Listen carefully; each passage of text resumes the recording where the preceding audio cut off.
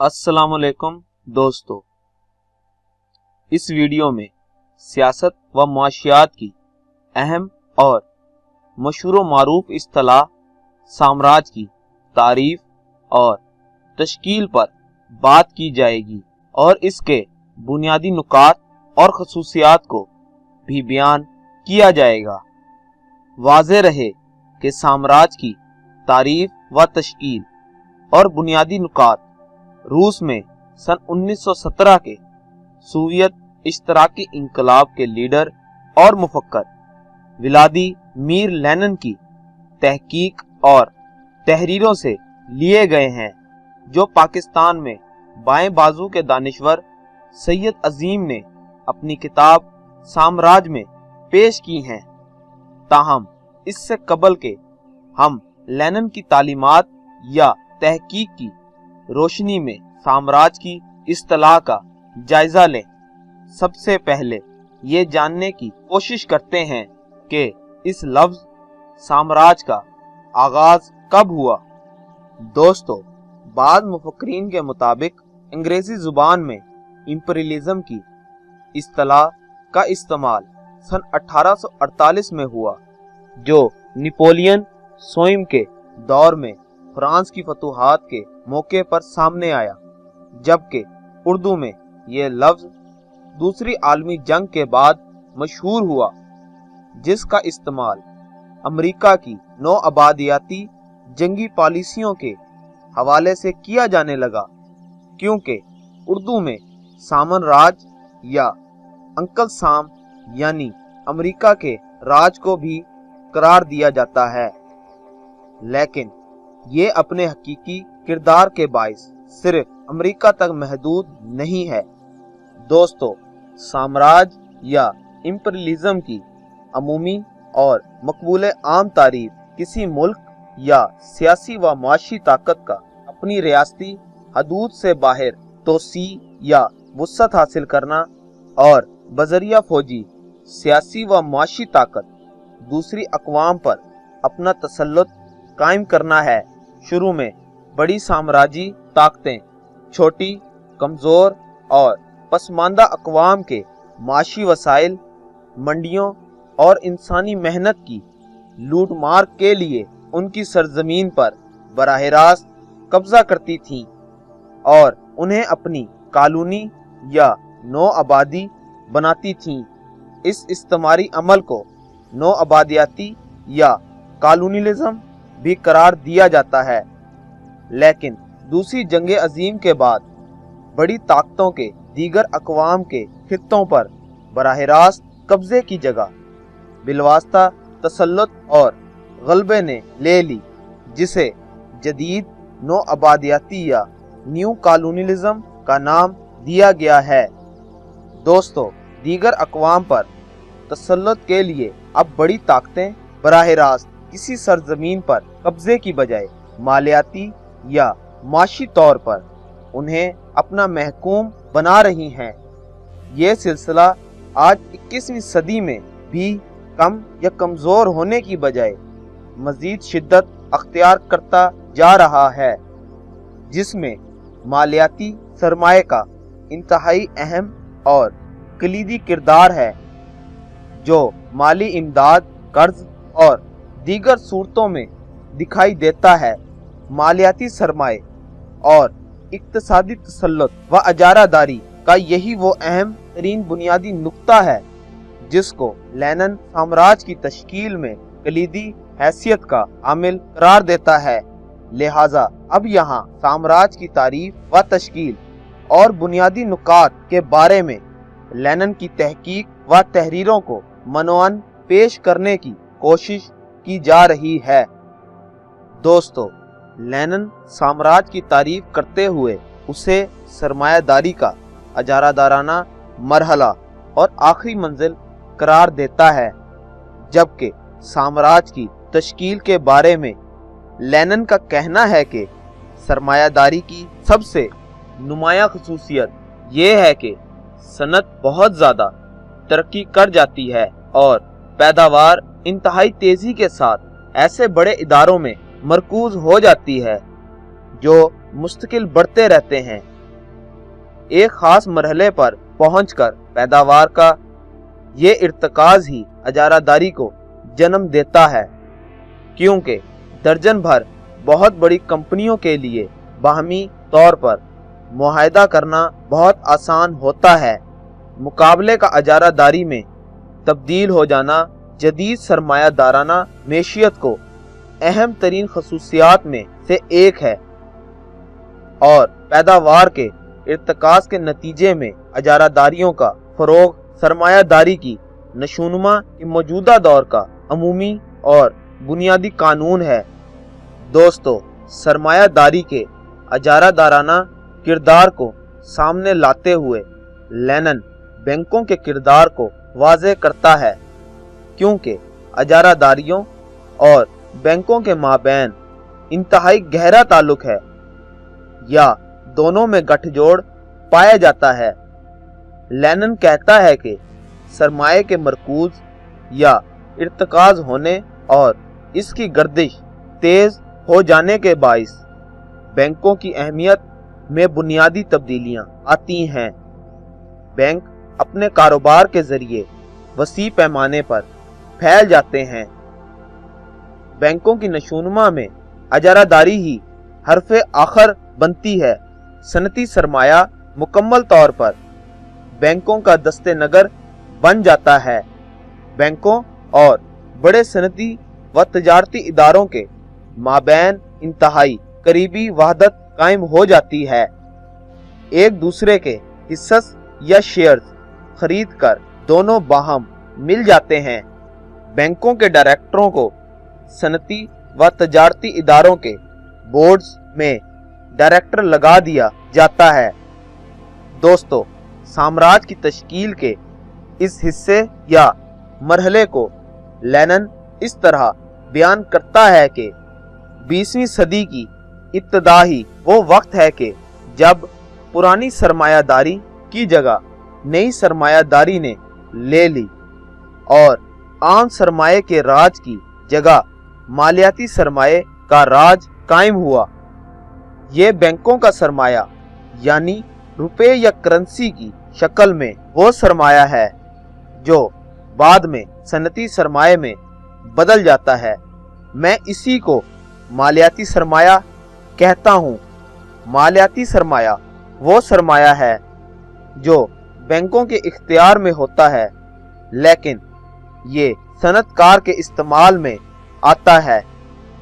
दोस्तों, मालियाती सरमाए की अजारादारी से नागुज़ीर तौर पर पैदा होने वाले मालियाती अशराफिया का अजारादाराना किरदार साम्राज्य की तश्कील में एक अहम नुक्ते की हैसियत रखता है। इस सिलसिले में लेनिन का कहना है कि अशिया तबादला की पैदावार और निजी मिल्कियत के अमूमी हालात व पस मंज़र में सरमायादाराना अजारादारियों का गलबा किस तरह लाजमन एक मालियाती इशराफिया के गलबे की शक्ल अख्तियार कर लेता है। ये मालियाती इशराफिया कंपनी के सारे मामलात को कंट्रोल करने के लिए 40% हिस्सस या शेयर्स अपने कब्जे में रखते हैं। यूं कंपनियों में गंदी साजिशें की जाती हैं, कानून में भी इनका तहफ़्फ़ुज़ किया जाता है। दोस्तों, सनत और तजारत का बाज़ाब्ता कारोबार करने वाली कंपनियों के जरिए बैंक खूब दौलत कमाते हैं, जबकि वो हिस्सस या शेयर्स फरोख्त करके भी सरकारी कर्जों से भरपूर पैसे कमाते हैं और बैंक ताकतवर से ताकतवर होते चले जाते हैं, जिसमें बैंक के मालियाती सरमाए का एक ऐसा मकाम या मरहला आता है कि पैदावार पर सरमाए का इस्तेमाल सरमाए की मिल्कियत से अलहदा एक चीज बन जाता है। नकद सरमाया सनती सरमाए से अलग हैसियत अख्तियार कर लेता है और सिर्फ रुपए या करेंसी को कर्जे पर देने वाला वो शख्स जो नकद सरमाए के जोर या बल पर दौलत मंद बनता है, उस सनतकार से मुमताज हो जाता है जो सनती सरमाए में इजाफा करता है। लिहाजा इस तरह सरमाए की तमाम सूरतों पर मालियाती सरमाया गालब आ जाता है। दोस्तों, मालियाती या नकद सरमाए की सनती सरमाए से अलग हैसियत और अजारादाराना किरदार में वुसअत का इजहार हर गुजरते दिन के साथ नुमायां हो रहा है।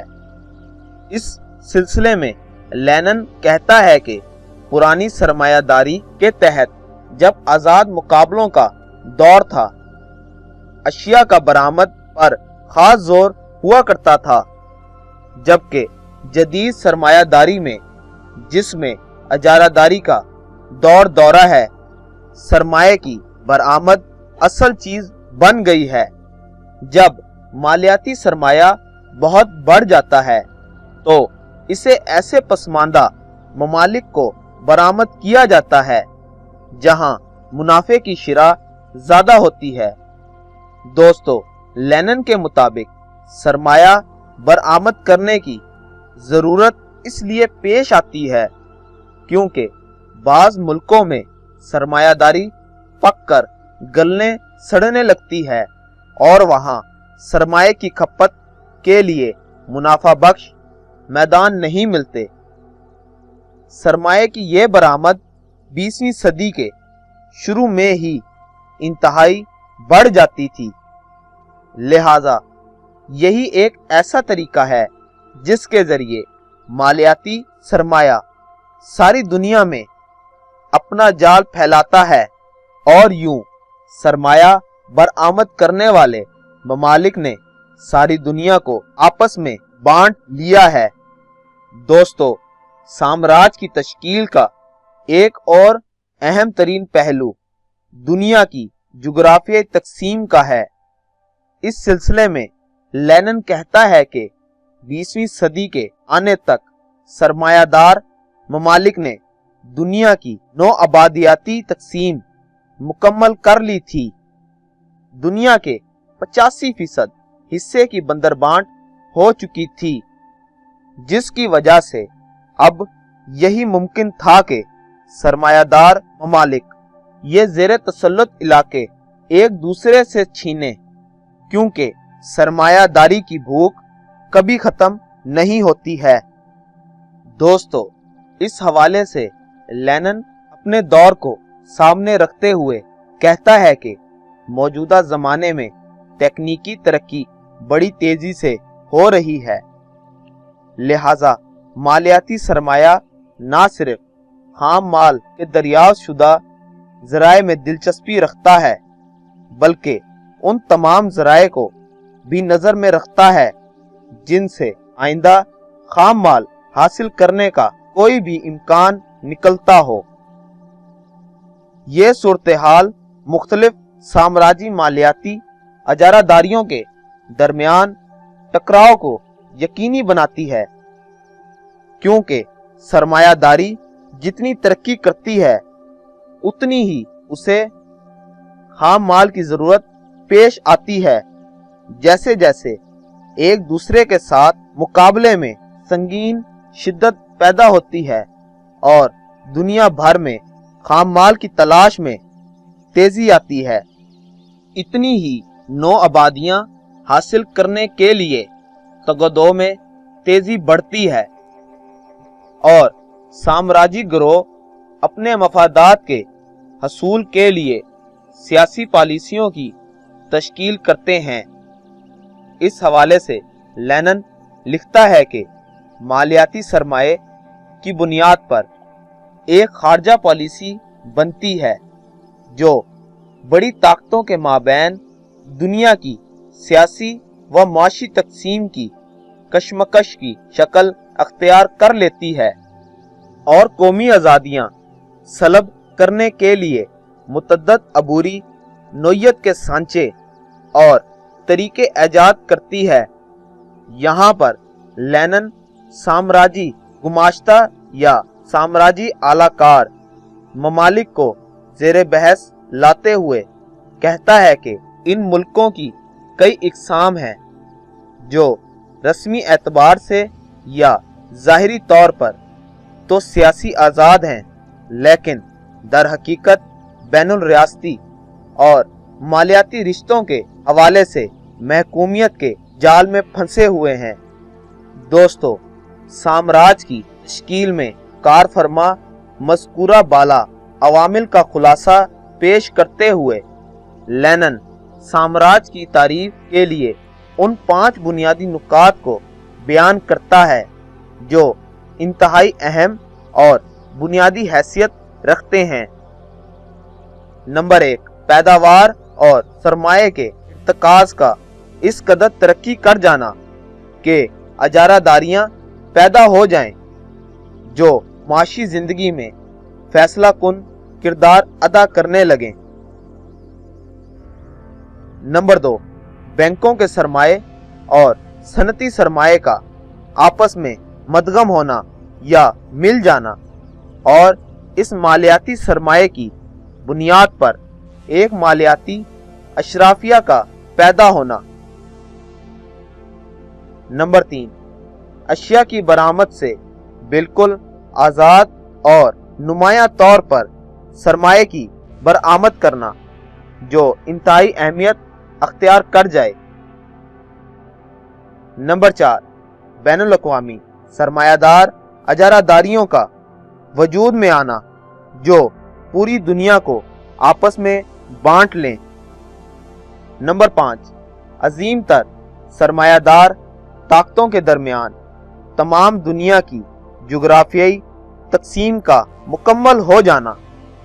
دوستو، ان بنیادی نکات کے ساتھ لینن سامراج کی ایک اہم اور بنیادی خصوصیت مفت خوری کی طرف توجہ دلاتا ہے۔ لینن کے مطابق سامراج چند ایک ملکوں میں نقد سرمایہ کے انتہائی بڑے پیمانے کے ارتکاز کا نام ہے۔ سرمایہ کی برآمد سے حاصل ہونے والی بھاری آمدنی کے باعث نہایت تیزی سے ایک نیا طبقہ یا انسان کا ایک نیا نمونہ ابھرا، یعنی اس قسم کے انسان پیدا ہوئے جن کے پاس ہنڈیاں تھیں، جو کاغذی جمع تفریق میں لگے ہوئے تھے، جن کا پیداوار میں قطعی کوئی حصہ نہ تھا، اور بیکاری جن کا کل وقتی پیشہ تھا۔ یہ تمام سامراجی سود خور ریاستیں تھیں۔ لینن کے نزدیک قرض دینے والی ریاست دراصل ایک زوال پذیر اور مفت خور ریاست ہے۔ دوستو، لینن سامراج کا تاریخ میں مقام متعین کرتے ہوئے کہتا ہے کہ سامراجیت کی معاشی روح دراصل اجارہ داری کی سرمایہ داری میں مضمر ہے، جو درست طور پر تاریخ میں سامراج کا مقام متعین کرنے کے لیے کافی ہے، جبکہ ایک مقام پر لینن کہتا ہے کہ سامراج محنت کش طبقے کے سماجی انقلاب کی چوکھٹ یا دہلیز ہے، جس کی تصدیق سن 1917 سے عالمی سطح پر ہو رہی ہے۔ دوستو، یہ تھا سامراج کے بارے میں لینن کی تحریروں کا مختصر خلاصہ، جسے آپ کے سامنے پیش کیا گیا۔ شکریہ۔